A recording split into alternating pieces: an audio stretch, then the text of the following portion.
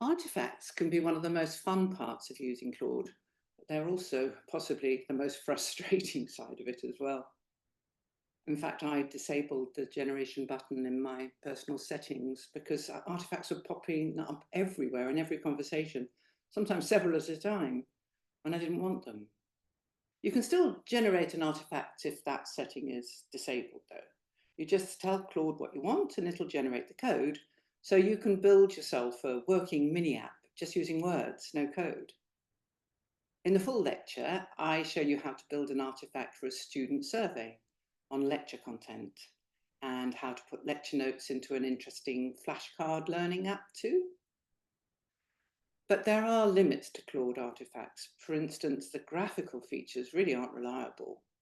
And responses are really varied as well. Sometimes they work, sometimes they don't for exactly the same prompt.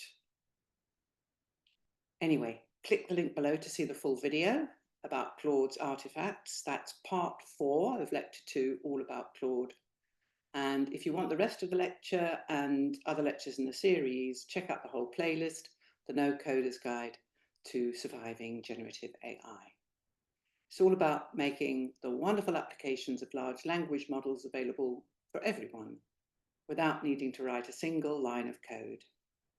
Not only is this important if you want to get an office job nowadays, it's also important for saving energy and the environment.